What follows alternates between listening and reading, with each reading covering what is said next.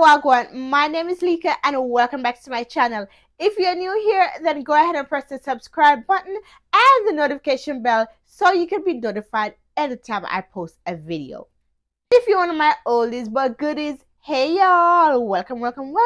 In today's video, I'm going to show you how I tailor these oversized pants to match my size. I can't wait to style this around now that the weather is warming up.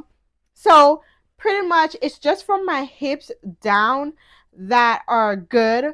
Above my hips, like just the waist, is what really needs to get taken in a bit. So I'm just gonna show y'all really quick how I do that. So let's get into the tutorial. First thing I always do is to try the garment on before making any changes. When I tried these shorts on, I pinched the extra fabric at the waist to see how much I needed to take in. I eyeballed the measurement, but you can definitely pin it or use a tape measure. For me, it ended up being about 1 inch on each side. This step is really important because everybody is different and you want to make sure you're taking in the right amount before you start cutting or sewing. Alright, next I laid the pants flat and got to work. The first thing I'm going to do here is open up the areas where I would make the adjustment. So I started by carefully opening the waistband using a seam ripper. This allows me to access the seams and make the waist adjustment properly. And for reference, I took out about 4 inches on each side of the seam for the waist, and then for the hem about 4 inches on each side of the seam, and I did that on both sides. Next, I opened the hem at the bottom so that the fabric can lay flat and move freely when I reshape the seam. Take your time doing this step so you don't accidentally rip the fabric like I've done in the past. Once everything was opened up, I started making my markings. Like I mentioned before, I was completely fine with the fit from the hips down, so it's really about taking in everything above that. So what I did first was mark 1 inch away from the original seam at the waistband, since that's the amount I wanted to take in at the waist. Then I measured 8 inches down from the top of the waist. From that point, I knew I didn't want to take in the full inch anymore because I wanted the hips down to stay loose. So I connected the 1 inch mark at the waist down to that 8-inch point. From there, I created a slanted line that gradually reduces how much I'm taking it as it goes down.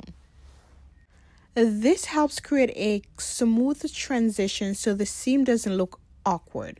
Once I had the seamless line drawn on one side, I repeated this exact same markings on the other side. After marking the fabric, I stitch along the new seam line. This pulls the waistband in while keeping the hips and leg loose exactly how I wanted. As you can see here, I'm sewing all the way up to the top of the waistband. That way, when I fold it back, everything is nice and neat and is in place.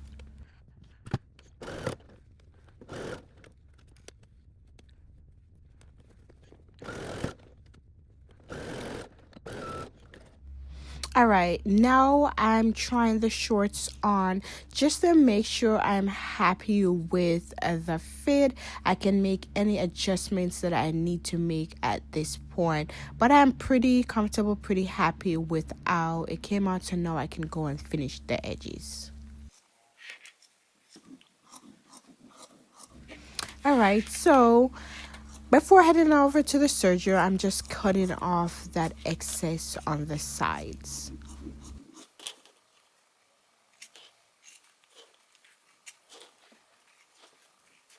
Once the new seam was sewn, I finished the edges with my serger so the inside of the shorts looks nice and clean and the fabric won't fray. If you don't have a serger, you can also finish the edge with a zigzag stitch on your sewing machine.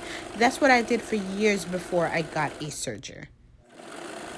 Alright, repeat the same step for the other side, and now let's fold and close back the waistband. So I'm just folding it the same way it was before, and make sure to use a thread that matches the existing thread color. This way the stitches blends right in and the alteration looks like it was a part of the original design. So you want to make sure you do that.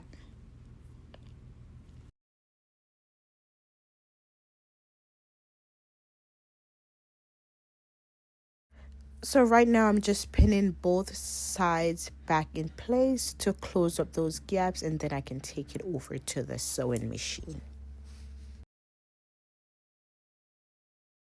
All right, once you're done with the waistband, it's time to rehem the bottom. Here they had an invisible hem. If you don't know that what that is, just make sure you look it up. It's where you can't really see the stitches on the right side. However, that takes a while, and I have no problem just doing a single fold hem. So what I'm going to do is fold it back in place as it was before, give it a good press, and just do a single fold hem, and you won't even be able to see the difference.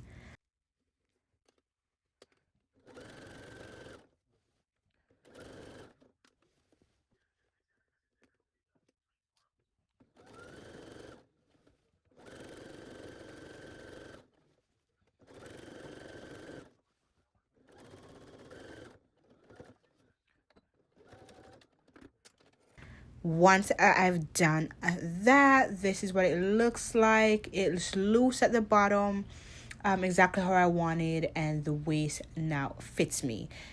Next is just to style up this beauty. I hope you guys were able to follow along in today's tutorial. I try to make it as clear and easy as possible. So if you guys enjoyed today's tutorial, then go ahead and press the thumbs up button and leave me some comments in the comment box, and I'll see you guys in the next tutorial. Bye.